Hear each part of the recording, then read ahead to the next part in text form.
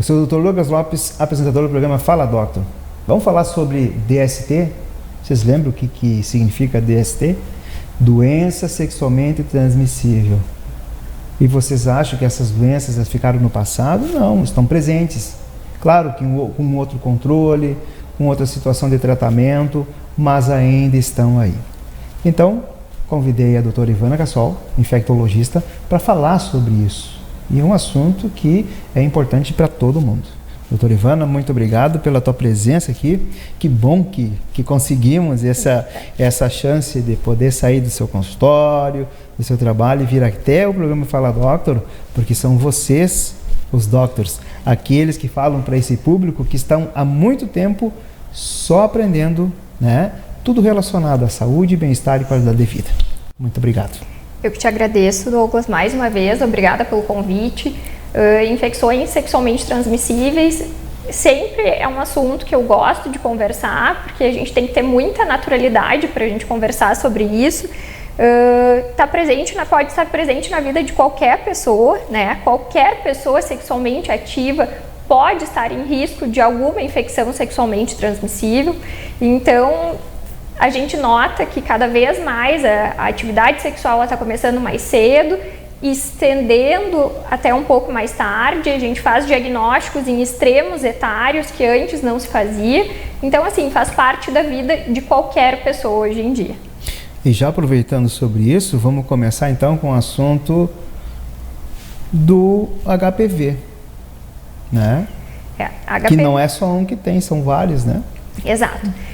HPV a gente tem diversos tipos, né? A gente tem alguns tipos que são mais relacionados a cânceres e outros aquelas verrugas que aparecem. Pode aparecer em qualquer lugar do corpo, garganta, língua, mucosa oral, genital, região anal, como verrugas, né? Às vezes umas lesões até um pouco mais profundas, né? E é uma coisa que agora a gente tem vacina cada vez mais disponível como uma forma de prevenção cada vez mais precoce disso. Faz parte do calendário vacinal do SUS, né? A partir dos 9 anos. Na rede privada a gente tem vacina que pode ser feita até 45 anos de idade. Então, assim, formas de prevenção ainda bem que nós temos.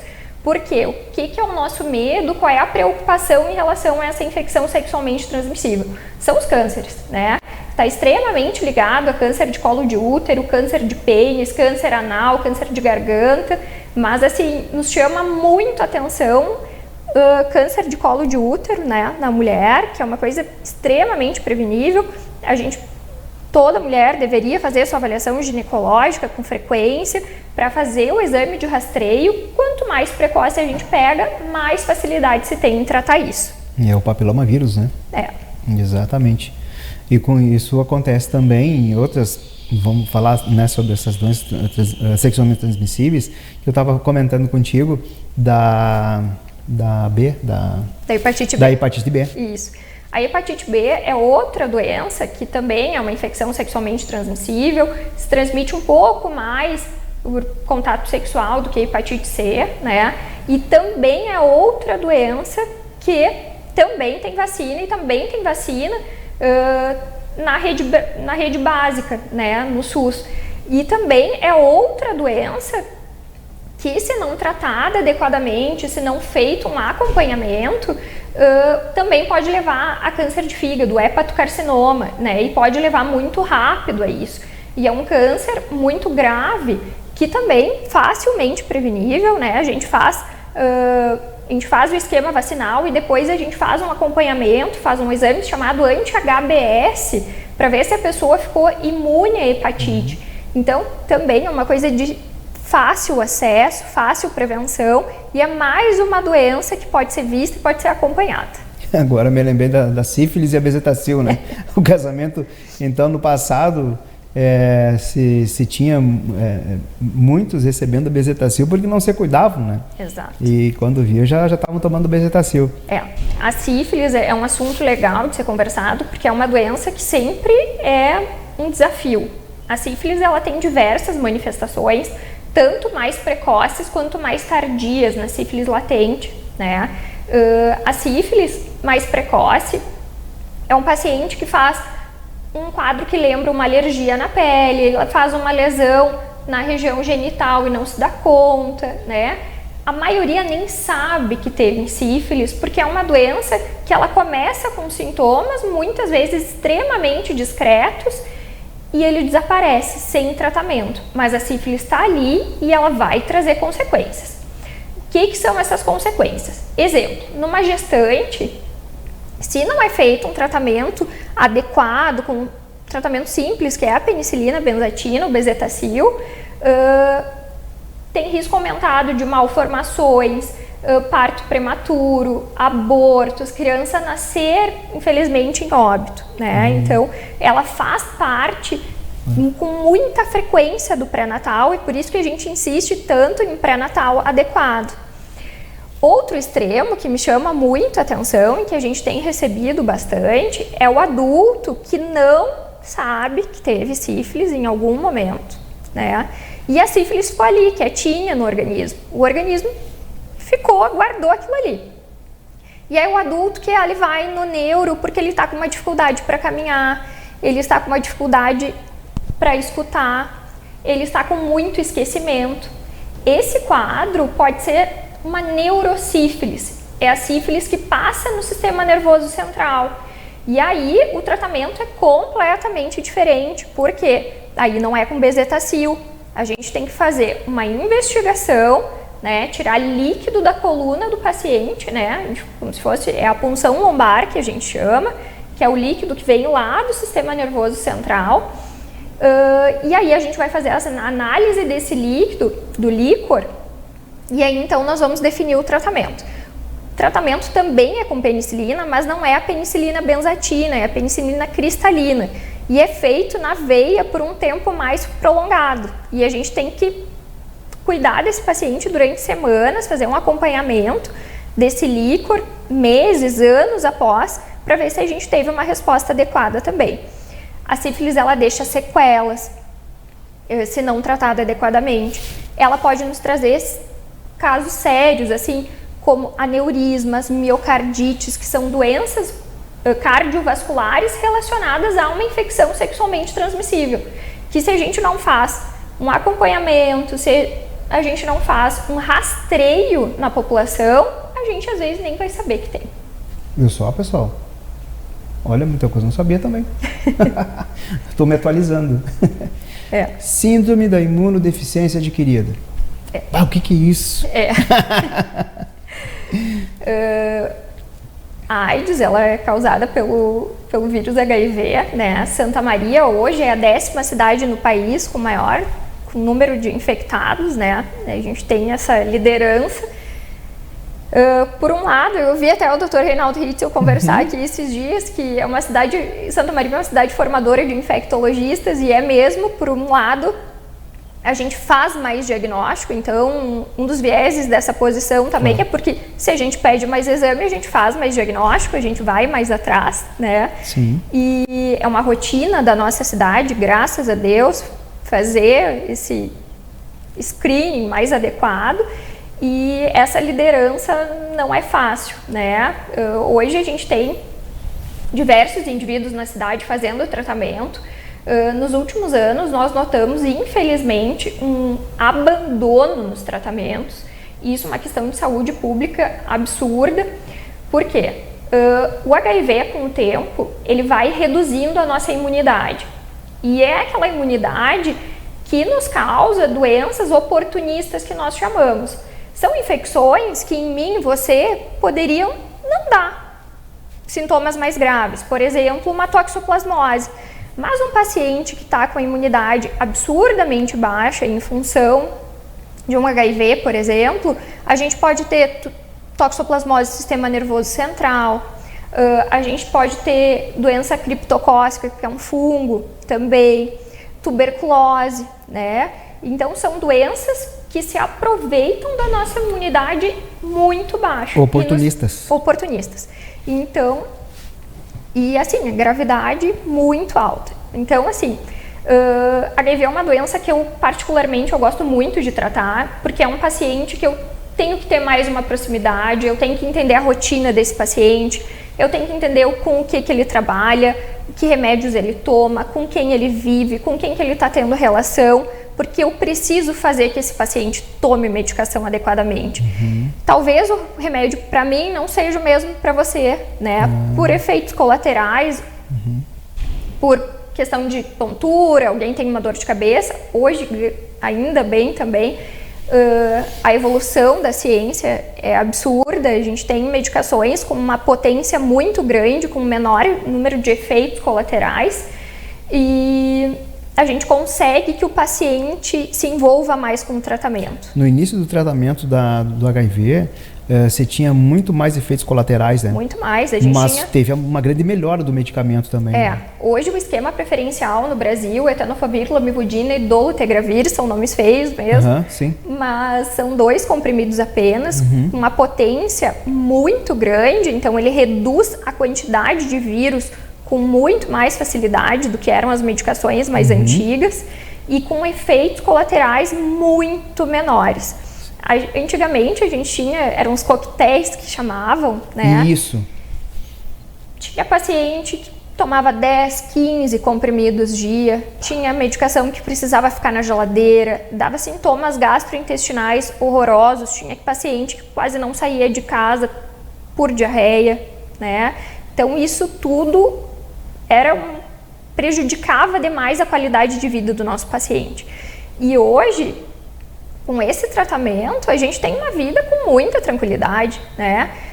É o paciente que vai ir no consultório 1, 2 vezes ao ano, depois que está com tudo certinho, tomando medicação, zerado, né? Então, ele vai lá, ele vai fazer exames de rotina, ele vai conversar, ele vai me dizer que horário ele está mais adaptado a tomar, ele vai me falar como é que está a família dele, como é que as pessoas estão inseridas nesse processo, se existe, né? E é uma vida normal. Você que está sentado, ficou impressionado de Santa Maria ser o 10º no Brasil com a doença, né, do HIV? Mas eu tenho mais perguntas para fazer no segundo bloco. Então, daqui a pouquinho, estamos voltando. Até breve.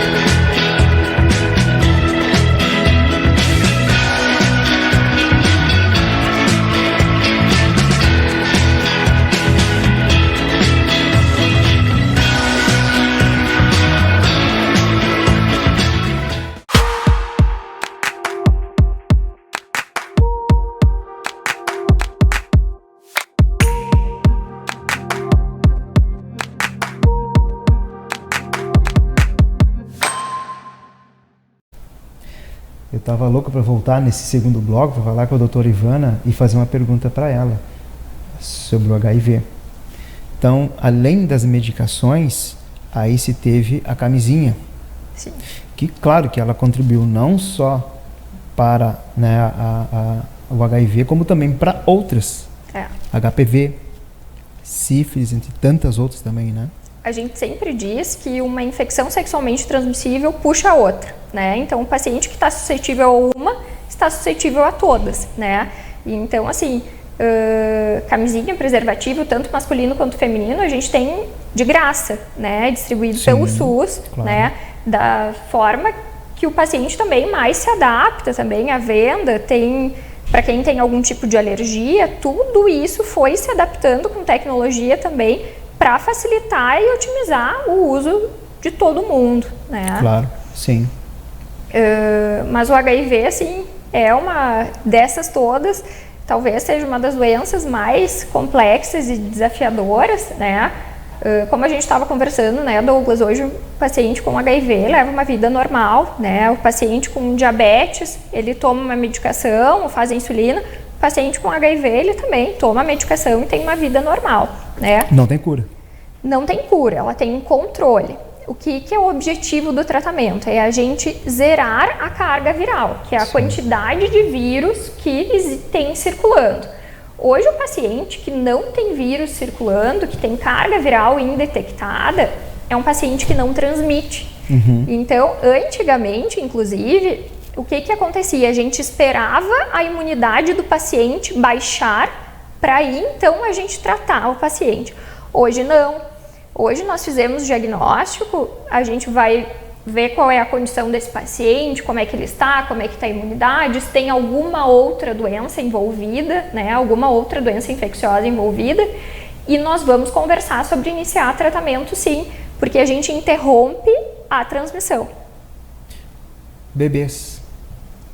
Então, os bebês, assim, além, o pré-natal, além de sífilis, HIV, hepatites, né, e outras doenças infecciosas, a gente presta muita atenção no HIV, justamente porque a mãe que faz um controle adequado, tem carga viral baixíssima perto do parto, e inclusive não tem contraindicação a parto normal, porque antigamente também era HIV era igual a cesárea, né? E ainda bem, nos últimos anos, essa taxa de transmissão materna infantil reduziu muito, graças às medicações que nós temos, um pré-natal mais próximo, busca ativa, pré-natal de alto risco, então o envolvimento dos obstetras e dos pediatras também em toda essa situação.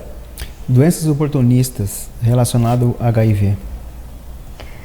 As doenças oportunistas, elas aparecem principalmente quando a gente tem o CD4, que é a célula da imunidade, vamos dizer assim, abaixo de 200 principalmente, né? Ela pode causar, essas infecções podem ser de qualquer tipo, por qualquer agente causador e da cabeça aos pés, né? Além de infecções como toxoplasmose, criptococose, pneumocistose, que é uma doença pulmonar gravíssima, tuberculose, que no Brasil em qualquer pessoa pode ter, mas quem tem imunidade mais baixa ainda corre mais risco. A gente tem que lembrar de doenças como linfoma também, que com a imunidade mais baixa em função do HIV, a gente pode sim ter uma predisposição a alguns tipos de linfomas também. Então, assim, a gente pode ter infecções no sistema nervoso central, a gente pode ter lesões de pele, a gente pode ter lesões pulmonares, lesões disseminadas que acontecem em todo o corpo, né? Então, vai depender da gente identificar que micro-organismo está causando esse tipo de infecção e a gente fazer o tratamento. Lembrando aí, acontece muita confusão, que alguns tipos de doenças, por exemplo, quando a gente está com a imunidade muito baixa e faz um diagnóstico de tuberculose, primeiro a gente sempre quer tratar a tuberculose e depois a gente trata o HIV. Por quê? Se a gente começar as duas medicações juntas, causa uma reação inflamatória no corpo tão alta, que eu posso piorar o quadro da tuberculose do paciente. Então, assim, a gente tem que ter um pouquinho de cautela e esperar algumas semanas, na maioria das doenças, para tratar o HIV. Alguns outros casos é um pouquinho diferente. Por exemplo, alguns linfomas, o tratamento do linfoma envolve o tratamento do HIV. Então, além de tratar o linfoma, a gente já precisa começar o tratamento do HIV meio precoce. Então, tudo são casos individualizados, conversar com o paciente, entender que situação está, como é que está a imunidade, se tem alguma doença que esteja atrapalhando a vida dele também. E aí a gente consegue resolver. Infelizmente, alguns pacientes já chegam gravemente doentes pra gente, né? Já tem uma evolução da doença muito grave e a gente não consegue salvar ainda. Ainda existe paciente que falece por HIV, por AIDS, né? Sim. E essas doenças que se aproveitam do nosso corpo. Só para lembrar o pessoal que está nos assistindo, os sinais e sintomas do HIV? Tá. São diversos, tá? Mas o que a gente tem que prestar atenção? Paciente com emagrecimento, candidíase recorrente, febre, diarreia, pneumonias de repetição, né? São as manchas, né? Como é essa mancha D? Oi? Mancha D? Tem um nome nessas manchas? É que depende, às vezes são as doenças mesmo que já são... Que já saem. Já saem, daí sim. são tipo sarcoma de Kaposi. Isso. Exato. Viu? Vocês lembram disso? Acho que alguns de vocês até tinham esquecido, né? Mas é bom saber, é bom pegar e relembrar isso. Exatamente. Tem alguma doença nova ou não? Ainda continuam as mesmas? O HIV foi a última que apareceu? Sempre foi tem. Em 84, se não me engano, aqui no Brasil, aqui né? no Brasil. Eu me lembro daquele... Qual foi? Teve um filme com Tom Hanks, Califórnia... Como é que era o nome? Lembra que ele falava sobre isso? Eu me lembro. Não lembro. E tem um documentário no Brasil, Carta Além dos Muros, que fala bastante sobre, se eu não me engano é esse o nome, que fala sobre todo o início do HIV no Brasil. Carta Além dos Muros. Além dos Muros. É bem legal. Mas assim, hoje a gente sabe que diversas doenças, elas podem ser por contato sexual. Filadélfia. Agora me lembrei do Tom Hanks. Filadélfia. Isso aí. Mas ainda, as mais comuns, as que a gente mais procura, né? HIV, sífilis, hepatites B e C, donovanose, HPV, enfim. Viu? A quantia. A gente convive... pode estar um dia aqui conversando só sobre isso, né? A com gente tranquilidade. a gente convive com inseto, a gente convive com um monte de coisa ruim. Mas também a gente convive com muito vírus, muitas bactérias. Nós somos, nós somos heróis. Nós matamos um leão a cada dia, né? Porque pensa bem o que passa, o que a gente passa, né? O leão a gente vê, a cobra a gente vê, mas vírus e bactérias não. Sabe, Douglas, que eu sempre falo que infecções sexualmente transmissíveis, o principal é prevenção, né? Todo mundo acha legal fazer o check-up anual lá com... eu quero um hemograma, eu quero um colesterol, eu quero ver como é que tá a minha glicose, mas ninguém se preocupa com infecção sexualmente transmissível, né? Que é importante, né? E ela deve fazer parte, sim, do nosso check-up. Hoje é uma conversa que a gente tem com muita tranquilidade, né? Faz parte do meu check-up, do paciente que vai ao meu consultório. Obviamente, ele vai ganhar as sorologias. Mas eu vim aqui por uma infecção na perna. Não interessa, né? Todo paciente que passa pelo consultório passa por esse check-up de infecções sexualmente transmissíveis. Então, é de extrema importância. Mas eu sou casada há 30 anos, então não interessa. Às vezes numa cirurgia, seja por acidente, alguma coisa, então vão fazer esse tipo de exame e surge. Exatamente. A gente não quer deixar chegar ao extremo, né? Do HIV doente, da neurosífilis, né? Tudo que a gente puder cortar antes e acompanhar, a gente vai conversar com maior tranquilidade. Algo que deve ser falado também é a juventude, né? Sim. Quando começa suas relações sexuais, dos pais estarem acompanhando, orientando, e que esses dias foi a Mariana que estava falando sobre sexualidade feminina, e os pais não estão preparados ainda para orientar a sua filha, né? E até mesmo o seu filho nessas relações, porque eles pensam que tem que usar a camisinha para não ter filho.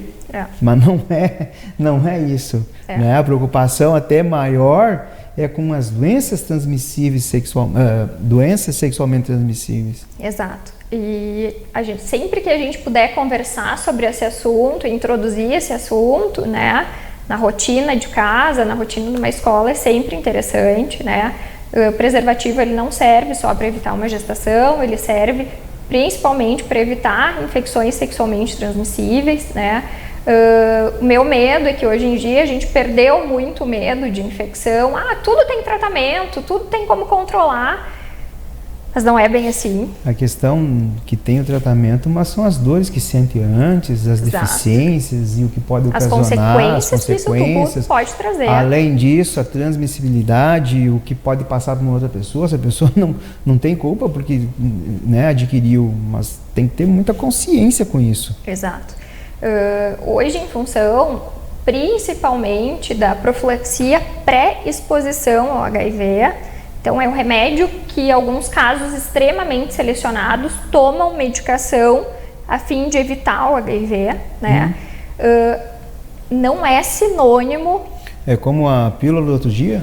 É antes. É antes. Essa é antes? Precisa estar fazendo efeito antes já de ter relação. Olha, mais uma. E isso tirou o medo de muita gente de ter infecção sexualmente transmissível, né?